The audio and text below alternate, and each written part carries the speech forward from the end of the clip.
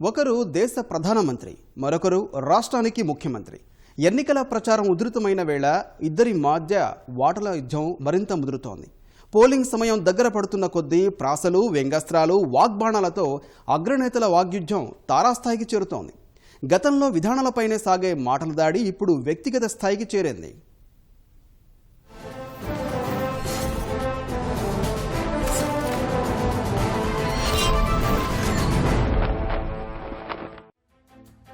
తమలపాకుతో నువ్వొకటంటే తలుపు చెక్కతో నే రెండంట అన్నట్టుంది ప్రధాని మోదీ, ముఖ్యమంత్రి చంద్రబాబు విమర్శల పర్వం. రాష్ట్రంలో 2 విడతలుగా ప్రచారానికి వచ్చిన మోదీ చంద్రబాబుపై విమర్శల జోరు పెంచారు. ఇప్పటికే కేంద్ర పథకాలను తనవిగా చెప్పుకుంటున్నారు అంటూ ముఖ్యమంత్రిని స్టిక్కర్ బాబుగా వర్ణించిన మోదీ ఇప్పుడు పోలవరం అంచనా వ్యయాలు పెంచుతూ ఏటీఎంగా మార్చుకున్నారని రాజమహేంద్రవరం సభలో విమర్శించారు.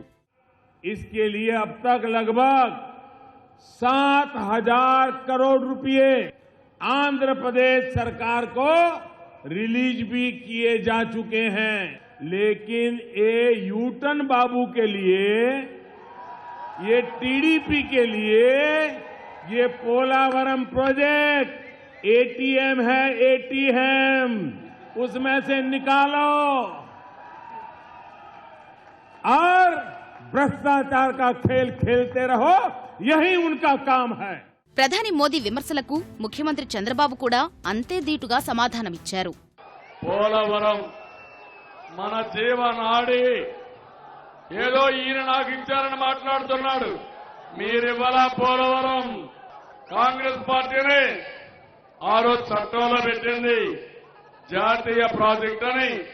దీనికి కావాల్సిన డబ్బులన్నీ కేంద్రం ఇస్తామని చట్టంలో పెట్టి కడపటి కేబినెట్ లో పాస్ చేశారు. పోలవరం పూర్తి చేసి ఆయన అంటున్నాడు ఏటీఎం అని. ఇప్పుడు చెప్తున్నా, ఎస్ ఏటీడబ్ల్యూ ఇది, any time water for the state. ఊరికే బటన్ ఆన్ చేస్తే ఏ ఊరికి కావాలంటే ఆ ఊరికి కరెంట్ మారిగా నీళ్లు ఇచ్చే బాధ్యత, నీటి భద్రత ఇచ్చే బాధ్యత నాది. మంత్రి లోకేష్, చంద్రబాబు కుటుంబం నడుపుతున్న హెరిటేజ్ విషయంలోనూ ఇద్దరి మధ్య మాటల యుద్ధమే నడుస్తోంది. बीजेपी ही आंध्र प्रदेश की हेरिटेज की रक्षा कर सकती है, जबकि यूटन बाबू सिर्फ अपनी हेरिटेज की चिंता करते हैं. आंध्र की हेरिटेज है अपने वायदों का पक्का होना. यूटन बाबू की हेरिटेज है विश्वासघात करना. आंध्र की हेरिटेज है पारदर्शिता, सुशासन.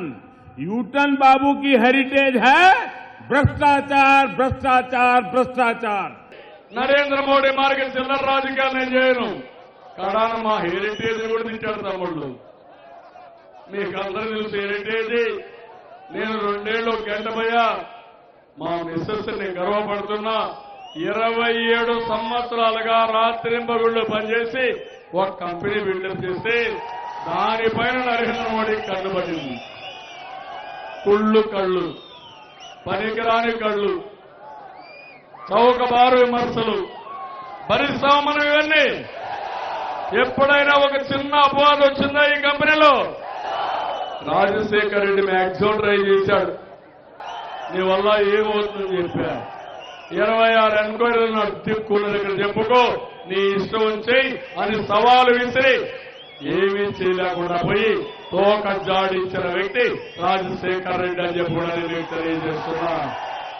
అగ్రనేతల ప్రచారంలోకి సినిమా పాత్రల పోలికలు సైతం వస్తున్నాయి. చంద్రబాబును మోదీ బాహుబలి సినిమాలో బల్లాల దేవుడిగా వర్ణిస్తే మోదీ బిజ్జాల దేవుడని, జగన్ బల్లాల దేవుడంటూ తిప్పికొట్టారు. कोई मुझे बता रहा था यूटन बाबू की स्थिति बाहुबली फिल्म के बल्लाल देव जैसी हो गई है. वो निरंतर कोशिश कर रहे हैं कि धर्म हो या अधर्म, बस कैसे भी सत्ता उनके परिवार के पास बनी रहे, उसी के लिए नए नए खेल खेल रहे हैं. ఆంధ్ర ప్రజలే బాహుబలి, అవునా కాదా? అదే మార్గం జగన్మోహన్ రెడ్డి బల్లాల దేవుడు విలన్. అవునా కాదా? ఈ విలనకు తండ్రి కుట్రలు కుట్రలు చేసి తండ్రి విద్యాదేవుడు నరేంద్ర మోడీ. ఆంధ్రప్రదేశ్ 5 కోట్ల బాహుబలి. ఎన్నికలు దగ్గరకొస్తున్న కొద్దీ అగ్రనేతల విమర్శలు మరింత తీవ్రమవుతున్నాయి. నరేంద్ర మోదీ అమరావతిని చూసి కుళ్లుకుంటున్నారని, ఉగ్రవాదిలా ప్రవర్తిస్తున్నారని చంద్రబాబు మండిపడుతున్నారు. గాంధీ పుట్టిన గుజరాత్లో జన్మించిన మోదీ అసత్యవాదిగా, హింసావాదిగా మారారని ఆరోపించారు. రాయలసీమలో ప్రత్యేకమైన స్థానం చిత్తూరు, అనంతపురం జిల్లాలది. ముఖ్యమంత్రి సొంత జిల్లా ఒకటి, 14 స్థానాల్లో 12 సీట్లు కట్టబెట్టడం ద్వారా తెలుగుదేశానికి కంచుకోటగా నిలిచిన జిల్లా ఇంకొకటి. చంద్రబాబు సొంత జిల్లాలో ఈసారి సత్తా చాటాలని తెలుగుదేశం పట్టుదలతో ఉంటే, అనంతపురం జిల్లాలో స్కోరు పెంచుకోవాలని వైకాపా ప్రయత్నిస్తోంది. తరలివచ్చిన కృష్ణా జలాలు, వేల ఉద్యోగాలు అందించే పరిశ్రమలు, సంక్షేమ అభివృద్ధి కార్యక్రమాలు తెలుగుదేశానికి అండగా ఉన్నాయి. జగన్ చరిష్మా, నవరత్నాలపై వైకాపా ఆశలు పెట్టుకుంది.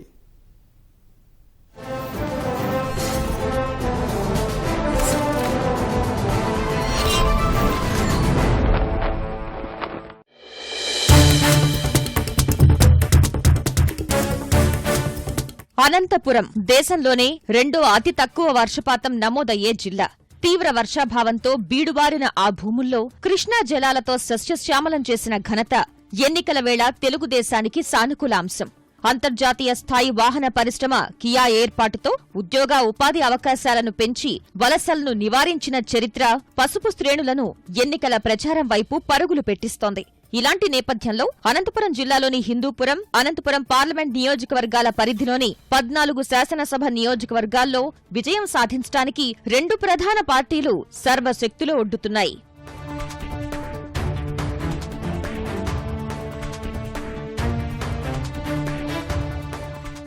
గత ఎన్నికల్లో అనంతలో 14కి 12 చోట్ల జయకేతనం ఎగురవేసిన చరిత్ర తెదేపాది. ఈసారి మిగిలిన రెండింటిలోనూ విజయభేరి మోగించి క్లీన్ స్వీప్ చేయాలనేది లక్ష్యం.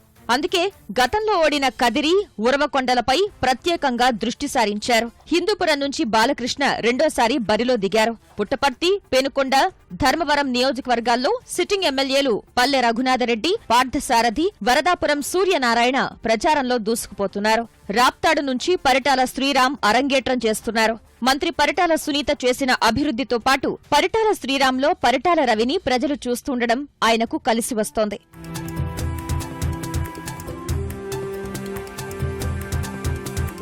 అనంత పార్లమెంట్ పరిధిలోని 7 శాసనసభ స్థానాల్లో గుంతకల్లు, సింగనమల, అనంతపురం మినహా మిగిలిన అన్ని స్థానాల్లో తెదేపా విజయం నల్లేరుపై నడకగానే కనిపిస్తోంది. అనంతపురం స్థానంలో అభ్యర్థి ప్రభాకర చౌదరి, జేసీ దివాకర్ రెడ్డి మధ్య సఖ్యతలేమి ఇబ్బందిగా మారింది. సింగనమల నుంచి టికెట్ ఆశించిన సిట్టింగ్ ఎమ్మెల్యే యామిని బాల అభ్యర్థి శ్రావణిశ్రీతో ప్రచారంలో పాల్గొనడం లేదు. గుంతకల్లులో జనసేన అభ్యర్థిగా మాజీ ఎమ్మెల్యే మధుసూదన గుప్తా బరిలో ఉండడం వల్ల తెదేపా నేతలు విజయం కోసం శ్రమించాల్సి వస్తోంది. గత ఎన్నికల్లో స్వల్ప ఓట్ల తేడాతో ఉరవకొండలో విజయం చేజార్చుకున్న పయ్యావుల కేశవ్ ప్రభుత్వ విప్పుగా ప్రజలకు చేరువయ్యారు. సంక్షేమ అభివృద్ధి పథకాలు ఆయన్ని విజయం వైపు నడిపిస్తున్నాయి. సిట్టింగ్ ఎమ్మెల్యే వైకాపా అభ్యర్థి విశ్వేశ్వర్రెడ్డి నియోజకవర్గ అభివృద్ధిపై దృష్టి సారించలేకపోవడం, టికెట్ ఆశించి భంగపడిన శివరామిరెడ్డి సహకారం లోపించడం వంటి కారణాలతో ఎదురీదాల్సిన పరిస్థితి. పేదలకు నేరుగా అందుతున్నాయి కాబట్టి, దళారీ వ్యవస్థ లేదు కాబట్టి వాళ్ళు చాలా సంతోషంగా ఉన్నారు. ఆ సంతృప్తి అనేది మనం పోయినప్పుడు స్పష్టంగా మనకు కనపడుతుంది. ఆ నీళ్లు వదులుతున్నటువంటి గ్రామాలు కానీ, వదిలినటువంటి గ్రామాల్లో కానీ చాలా పాజిటివ్ అట్మాస్ఫియర్ కనపడుతోంది. ఇవాళ పక్క గ్రామానికి వచ్చినా మా గ్రామానికి రేపైనా వస్తాయి కదా అనేటువంటి ఒక నమ్మకంతో ఉన్నారు. తప్పకుండా హంద్రీనీవా రిజల్ట్ ఈ జిల్లాలో చాలా పాజిటివ్గా ఉంది. జేసీ కుటుంబానికి తిరుగులేని పట్టున్న తాడిపత్రిలో తెదేపా అనుకూలంగానే కనిపిస్తోంది అంతా. ఇక్కడ జేసీ ప్రభాకర్ రెడ్డి వారసుడు జేసీ అస్మిత్ రెడ్డి బరిలో నిలిచారు. రాయదుర్గం నుంచి రెండోసారి బరిలో ఉన్న మంత్రి కాల్వ శ్రీనివాసులు విస్తృతంగా ప్రచారం చేస్తున్నారు. సామాజిక వర్గ ఓట్లు అధిక సంఖ్యలో ఉండడం, మంత్రిగా చేసిన అభివృద్ధి ఆయనకు కలిసి వస్తోంది. వైకాపా నేతలు మాత్రం అధికారంలోకి వస్తే నవరత్నాలు అమలు చేస్తామన్న హామీలపైనే ఆధారపడుతున్నారు. జిల్లాల్లోని అనంతపురం, హిందూపురం 2 ఎంపీ స్థానాలు గతంలోలా మావే అనే ధీమాలో ఉంది తెలుగుదేశం. వైఎస్ఆర్సీపీ కులాన్ని కూడా రెచ్చగొట్టే ప్రయత్నం చేస్తూ ఉంది. బీసీల ఓటు బ్యాంకును చెదరగొట్టే శక్తి ఎవరికీ లేదు. ఖచ్చితంగా మంచి మెజార్టీతో మేము అన్ని అసెంబ్లీల్లో 2 పార్లమెంట్లో అనంతపురం జిల్లాలో గెలవబోతా ఉన్నాం. చిత్తూరు జిల్లాలో గత ఎన్నికల్లో వైకాపా స్పష్టమైన ఆధిక్యత కనబరిచింది. రాజంపేట, చిత్తూరు ఎంపీ స్థానాల్లో వైకాపా నేతలు పట్టు సాధించగా, తిరుపతి ఎంపీ స్థానంలో తెదేపా ఆధిక్యత సాధించగలిగింది. మదనపల్లె, తంబళ్లపల్లె, పలమనేరు, పుంగనూరు, కుప్పం నియోజకవర్గాలకు హంద్రీనీవా ఎత్తిపోతల ద్వారా కృష్ణా జలాలు తరలించడం తెలుగుదేశానికి సానుకూలంగా కనిపిస్తోంది. పీలేరు సమీపంలో అరవింద్ వంటి బహుళజాతి పరిశ్రమల ఏర్పాటుతో ఉపాధి అవకాశాలు మెరుగయ్యాయి. తిరుపతి పరిసర ప్రాంతాల్లో సెల్ ఫోన్ పరిశ్రమలు, సత్యవేడు, శ్రీకాళహస్తి నియోజకవర్గాల పరిధిలో hero motor cycle, Apollo tyres పరిశ్రమలు ఏర్పాటయ్యాయి. శ్రీ సిటీలో పలు అంతర్జాతీయ సంస్థలు అధిక సంఖ్యలో ఉద్యోగాలు కల్పిస్తున్నాయి. ఇలా పారిశ్రామిక వ్యవసాయ రంగాల్లో జిల్లాలో సాధించిన ప్రగతితో అధిక స్థానాలు కైవసం చేసుకుంటామన్న ధీమా తెలుగుదేశం శ్రేణుల్లో వ్యక్తమవుతోంది. చంద్రబాబు నాయుడు గారు పెట్టిన 136 పథకాలు, అదేవిధంగా ఆయన ప్రవేశపెట్టిన బడుగు బలహీన వర్గాలు, శ్రామికులకు పెట్టినటువంటి పథకాలు కానీ, గతంలో అరుణ్ కుమార్ గారు అక్క గారు కాన్స్టిట్యున్సీ డెవలప్మెంట్ చేయడం జరిగింది. గతంలో ఆ డెవలప్మెంట్ చేసిన యాక్టివిటీస్ కానీ మాకు అది చాలు, శ్రీరామ రక్ష మాకు. వైకాపా మదనపల్లె, పూతలపట్టుల్లో సిట్టింగ్లను తప్పించి కొత్తవారికి అవకాశమిచ్చింది. పలమనేరు నుంచి గెలుపొందిన అమర్నాథ్ రెడ్డి తెదేపాలో చేరగా, ఆ స్థానం నుంచి కొత్త నేత వెంకటగౌడకు అవకాశం కల్పించారు. శ్రీకాళహస్తి, నగరి నియోజకవర్గాల్లో తెదేపా నుంచి బొజ్జల గోపాలకృష్ణారెడ్డి, గాలి ముద్దు కృష్ణమనాయుడు వారసులు బొజ్జల సుధీర్, గాలి భానుప్రకాష్ తొలిసారి ఎన్నికల బరిలో నిలిచారు. చిత్తూరు సిట్టింగ్ ఎమ్మెల్యే సత్యప్రభ రాజంపేట లోక్సభ అభ్యర్థిగా పోటీ చేస్తుండటం వల్ల ఆ స్థానంలో మాజీ ఎమ్మెల్యే ఏఎస్ మనోహర్కు అవకాశమిచ్చారు. నేను క్యాన్వాస్ 2-3 రోజులుగా పోతున్నాను టౌన్లో. ఎక్కడ కానీ నాకు ఎగనెస్ట్గా కానీ, ఈ పార్టీకి ఎగనెస్ట్గా కానీ, చంద్రబాబు అయిన ఇది కానీ ఎవరికీ లేదండి. 100% మీకే వేస్తాం, చంద్రబాబు నాయుడుకి వేస్తాం అని చెప్తున్నారు. ఆ తృప్తి చాలా నాకు. మన చిత్తూరు జిల్లాలో నాకు తెలిసి ఇండిపెండెన్స్ వచ్చినప్పటి నుంచి అన్ని ఇండస్ట్రీస్ రాలే. ఈ గత 5 సంవత్సరాల నుంచి అంత ఇండస్ట్రియలైజేషన్ మన చిత్తూరు జిల్లాలో జరిగింది. ఎస్పెషల్లీ తిరుపతి క్లస్టర్లో అయితే హైయెస్ట్ ఇండస్ట్రియలైజేషన్. భారతదేశానికి ఒక తలమానికంగా ఒక ఎలక్ట్రానిక్ హబ్ తయారైంది ఇక్కడ. తంబళ్లపల్లె నుంచి శంకర్ యాదవ్, మదనపల్లె నుంచి దొమ్మలపాటి రమేష్, పూతలపట్టు నుంచి లలితా థామస్, జీడీ నెల్లూరు నుంచి హరికృష్ణ తెలుగుదేశం అభ్యర్థులుగా పోటీలో ఉన్నారు. సత్యవేడు నియోజకవర్గంలో సిట్టింగ్ ఆదిత్య స్థానంలో జేడీ రాజశేఖర్కు అవకాశమిచ్చారు. పలు నియోజకవర్గాల్లో పట్టున్న వైకాపా నేత పెద్దిరెడ్డి రామచంద్రారెడ్డి పుంగనూరు నుంచి బరిలో దిగారు. ఆయన సోదరుడు ద్వారకనాథ్ రెడ్డిని తంబళ్లపల్లి నుంచి పోటీ చేయిస్తూ పలు స్థానాల నుంచి తాను సూచించిన వ్యక్తులకే టికెట్లిప్పించుకోగలిగారు. వారందరి విజయం కోసం పెద్దిరెడ్డి కృషి చేస్తున్నారు. ఎంపీ స్థానాల విషయానికి వస్తే గత ఎన్నికల్లో గెలిచిన చిత్తూరును నిలబెట్టుకోవడంతో పాటు తిరుపతిని పసుపుదళం కైవసం చేసుకునే అవకాశాలు కనిపిస్తున్నాయి. గతంలో ఎన్నడూ లేని రీతిలో జరిగిన అభివృద్ధి విజయానికి దోహదపడుతుందని తెదేపా శ్రేణులు ధీమాగా ఉంటే, జగన్ చరిష్మా, నవరత్నాలు, ప్రభుత్వ వ్యతిరేకత తమకు శ్రీరామరక్ష అన్న అభిప్రాయం వైకాపా నేతల్లో వ్యక్తమవుతోంది. దశాబ్దాలుగా కార్యరూపం దాల్చని ఆంధ్రుల జీవనాడి పోలవరం ప్రాజెక్టు పనులు 5 ఏళ్లుగా యుద్ధ ప్రాతిపదికన జరుగుతున్నాయి. చంద్రబాబు నిత్య పర్యవేక్షణతో పోలవరం కళ సాకారం కాబోతోంది. రాష్ట్రంలో కరువును శాశ్వతంగా పారద్రోలేందుకు పోలవరమే మార్గమని భావించి అధిక ప్రాధాన్యత ఇచ్చింది ప్రభుత్వం. పొరుగు రాష్ట్రాలు కోర్టులకెళ్లి ఇబ్బందులు పెట్టినా ఉక్కు సంకల్పంతో పోలవరాన్ని నిర్మిస్తోంది. ఎన్నడూ జరగనంత వేగంగా అహోరాత్రులు సాగించిన కృషికి ప్రతిఫలం త్వరలో దక్కనుంది. శరవేగంగా పోలవరం ప్రాజెక్టు పనులు దాదాపు 70% పూర్తయిన ఆంధ్రుల జీవనాడి. మరో 3 నెలల్లో గ్రావిటీ ద్వారా నీళ్లు. పోలవరం 2014కి ముందు ఈ ప్రాజెక్టు పరిస్థితి ఎక్కడ వేసిన గొంగడి అక్కడే అన్న రకం. ఓ మూలనెక్కడో ప్రాజెక్టును కాలువతో అనుసంధానించే పనులు కొంత జరిగి ఆగిపోయాయి. ఆ ప్రాంతమంతా పెద్ద పెద్ద కొండలే. వీటిని ఎప్పుడు తవ్వాలి? నిర్వాసితులను ఎప్పుడు తరలించాలి? ప్రాజెక్టు పనులు ఎప్పుడు ప్రారంభించాలి? ఎప్పటికి పూర్తి కావాలి? ఇలా పోలవరం చుట్టూ అన్ని ప్రశ్నలే. 5 ఏళ్లలో పోలవరం దృశ్యమే మారిపోయింది. వేగంగా నిర్మితమవుతున్న ప్రాజెక్టుగా ప్రపంచ రికార్డులు తిరగరాసింది. పురస్కారాలు అందుకుంది. రేయింబవళ్లు జరుగుతున్న పనులతో ప్రధాన డ్యాం 70% పూర్తయింది. జూన్ నెలాఖరుకు కాఫర్ డ్యాంలు పూర్తి చేసి గేట్లు పెట్టి నీళ్లు ఇవ్వాలనే యోచనతో ఇంజనీరింగ్ అధికారులు ప్రయత్నిస్తున్నారు. అందుకు అవసరమైన వ్యూహంతో సాగుతున్నారు.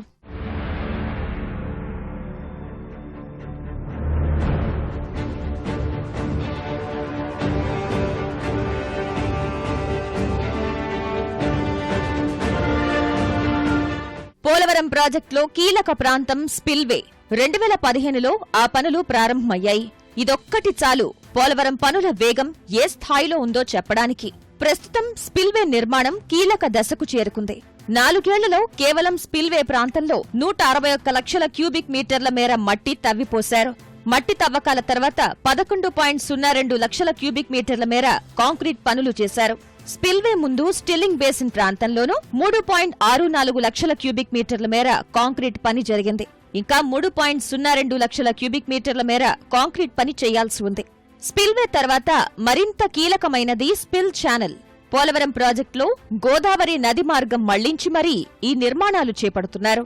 ఇక్కడ ఇంతవరకు 6.51 కోట్ల క్యూబిక్ మీటర్ల మేర మట్టి తవ్విపోశారు.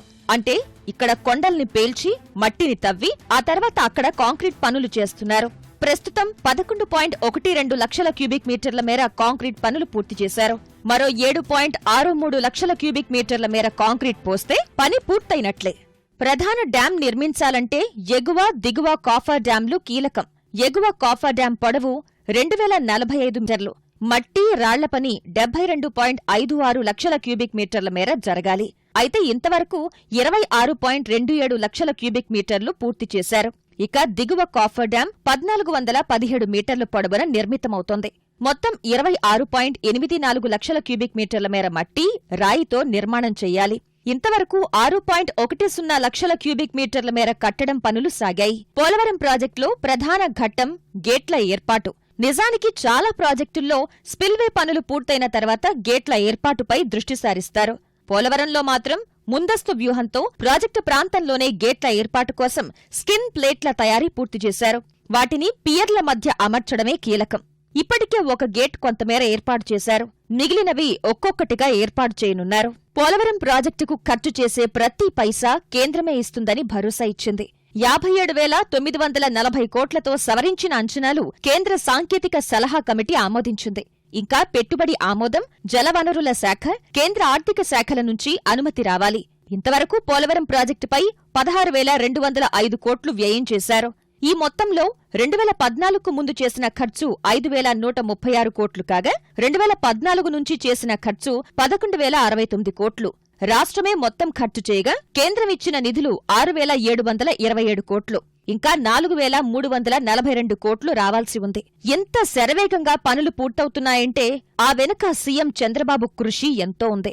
పోలవరం ప్రాజెక్టు వేగంగా పూర్తి చెయ్యాలి అనేది చంద్రబాబు లక్ష్యం. ఇంతవరకు 30 సార్లు ఈ ప్రాజెక్టు ప్రాంతాన్ని సందర్శించి క్షేత్రస్థాయిలో పనులు ఎలా జరుగుతున్నాయో తనిఖీ చేశారు. పోలవరం క్షేత్రంలో అవసరమైన కెమెరాలు ఏర్పాటు చేయించి తన కార్యాలయం నుంచే పనుల పురోగతిని వర్చువల్ పద్ధతిలో సమీక్షిస్తున్నారు. సోమవారాన్ని పోలవారంగా మార్చుకుని ఇంతవరకు 87 సార్లు సమీక్షించారు. జలవనరుల శాఖ మంత్రి దేవినేని ఉమామహేశ్వరరావు పోలవరం ప్రాజెక్టు పనుల పర్యవేక్షణకు దాదాపు 70 సార్లు వెళ్లారు. పోలవరం కాంక్రీట్ రికార్డు వేళ గేటు ఏర్పాటు సమయంలోనూ రాత్రి పగలు అక్కడే ఉండి ఏర్పాట్లు చేశారు. పోలవరం జీవనాడి. ఈ చంద్రగిరికి, తిరుపతికి, మా ఊరికి మొత్తానికి నీళ్లు తీసుకొచ్చే బాధ్యత నాదని మరొక్కసారి మీ అందరికీ హామీ ఇస్తున్నా. పోలవరం 70% పూర్తి చేశా. ఇంకొక 30% పనులు పూర్తి కావాలి. జూలై లోపల గ్రావిటీతో నీళ్లు వస్తాయి. డిసెంబర్కు పని పూర్తి అవుతుంది. అదే నరేంద్ర మోడీ 10 ఏళ్ళు అయింది నర్మదా బ్యారేజ్ కట్టడానికి. నేను 3-4 సంవత్సరాల్లో పూర్తి చేస్తున్నానంటే అది మనకు నరేంద్ర మోడీకి వ్యత్యాసం. పోలవరం ప్రాజెక్టును ఇంతవరకు రాష్ట్రంలోని 10,81,266 మంది ప్రజలు సందర్శించారు. కేంద్ర జలవనరుల శాఖ మంత్రి గడ్కరీ 2 సార్లు పోలవరం వచ్చి చూసి వెళ్లారు. పనులు వేగంగా సాగుతున్నాయని చెప్పారు. కేంద్ర జలవనరుల శాఖ కార్యదర్శి కూడా సందర్శనకు వచ్చి పనులు బాగా జరుగుతున్నాయని చెప్పారు. శాసనసభ స్పీకర్ కోడెల శివప్రసాదరావు ఆధ్వర్యంలో ఎమ్మెల్యేలు, మంత్రులు ఈ ప్రాజెక్టు సందర్శించారు. జగన్ మినహా వైకాపా ఎమ్మెల్యేల బృందం వచ్చి చూసి కొన్ని విమర్శలు చేసింది. పవన్, సిబిఐ పూర్వ జేడీ లక్ష్మీనారాయణ, జయప్రకాష్ నారాయణ సహా పలు రాజకీయ పార్టీల నేతలు, నిపుణులు పరిశీలించారు. పోలవరం ప్రాజెక్టు పురోగతిపై సాక్షాత్తు కేంద్ర ప్రభుత్వమే కితాబిస్తూ అవార్డును అందించింది. కేంద్ర జల విద్యుత్ సంస్థ central board of irrigation and power CBIP award అందించింది. పోలవరం ప్రాజెక్టు నిర్మాణంలో ఉన్నతమైన ప్రణాళిక, పనులు చక్కగా సాగుతున్నందుకు అవార్డిస్తున్నట్లు ఆ సంస్థ చెప్పింది. పోలవరం కాంక్రీట్ పనుల్లో గిన్నెస్ రికార్డు లభించింది. ఈ ప్రాజెక్టు నిర్మాణంలో భాగస్వామి అయిన నవయుగ సంస్థ 24 గంటల్లో 32,215 క్యూబిక్ మీటర్ల కాంక్రీట్ పోసి కొత్త రికార్డు సాధించింది. ఇంత వేగంగా ఇన్ని వేల కోట్లతో నిర్మితమవుతున్న పోలవరం ప్రాజెక్టు ప్రయోజనం కూడా అంతే బలంగా ఉంది. 197 టీఎంసీల నిల్వ సామర్థ్యంతో పాటు 75.20 ఘనపుటడుగుల లైవ్ స్టోరేజీ పోలవరం సొంతం. ప్రాజెక్టు ద్వారా 960 మెగావాట్ల జల విద్యుత్ ఉత్పత్తికి అవకాశం ఉంటుంది. కుడి కాల్వ ద్వారా కృష్ణానదిలోకి 80 టీఎంసీల నీళ్లు మళ్లించనున్నారు. ఎడమ కాల్వ ద్వారా విశాఖపట్నం, తూర్పు గోదావరి జిల్లాల్లో 15.2 లక్షల ఎకరాలకు సాగునీరు, విశాఖలోని పరిశ్రమలకు తాగునీటికి 23.44 టీఎంసీలు ఇవ్వాలి అన్నది లక్ష్యం. డెల్టా ప్రాంతంలో ఆయకట్టు స్థిరీకరణ ద్వారా 8 లక్షల ఎకరాలు సస్యశ్యామలం చేయనున్నారు. వీటితో పాటు రాష్ట్రంలో 540 గ్రామాల్లోని 28.5 లక్షల మందికి తాగునీరు అందించనున్నారు. ఒడిశాకు 5 టీఎంసీలు, ఛత్తీస్గఢ్కు 1.5 టీఎంసీల నీటిని అందించడం ఈ ప్రాజెక్టు ఉద్దేశం. దశాబ్దాలుగా ఊరిస్తున్న ఈ ప్రాజెక్టు ప్రయోజనాలు కొన్ని రోజుల్లోనే ప్రజలకు అందనున్నాయి. నేత పనివారంటే వారి జీవితమంతా మగ్గంలో మగ్గడమేనన్నది నానుడి. ఆర్థిక ఇబ్బందుల మధ్య వారి నైపుణ్యం కొట్టిమిట్టాడుతూ ఉండేది. అప్పులు తీసుకుని ఎలాగల నెట్టుకొద్దామంటే భరించలేని వడ్డీల భారం. అనారోగ్యంతో ఆకలితో అల్లాడిపోయేవారు ఎందరో. 50 ఏళ్లు దాటితే శక్తి సన్నగిల్లి చూపు మందగించి ఏ పని చేయలేని దుస్థితితో ఉండేవారు అనేకం. ఇలాంటి చేనేతకు చంద్రబాబు ఇస్తున్న చేయూతతో వారంతా ధైర్యంగా జీవనం సాగిస్తున్నారు.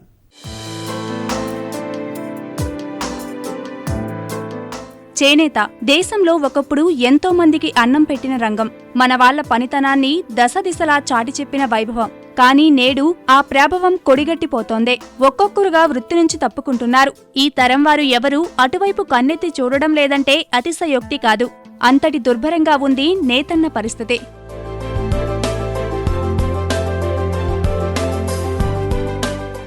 నేతన్న కష్టాలు దగ్గర నుంచి చూసిన ముఖ్యమంత్రి చంద్రబాబు వారి సంక్షేమం కోసం అనేక కీలక నిర్ణయాలు తీసుకున్నారు. చేనేతను ఆదుకునేందుకు 2014 ఎన్నికల్లో రుణమాఫీ ప్రకటించి నెరవేర్చారు. ఇచ్చిన మాట ప్రకారం రాష్ట్ర వ్యాప్తంగా 110 కోట్ల రూపాయల రుణాలు మాఫీ చేశారు.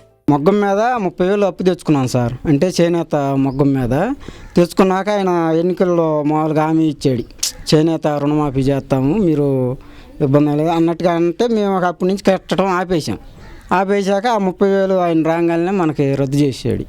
ఆ రద్దు చేసినాక మనకి మళ్ళీ రిటర్ను 4,000 రూపాయలు కట్టిన డబ్బులు కట్టినట్టు మనకి వచ్చేసినాయి. రద్దు చేయటం మనకి చాలా ఆనందంగానే ఉంది.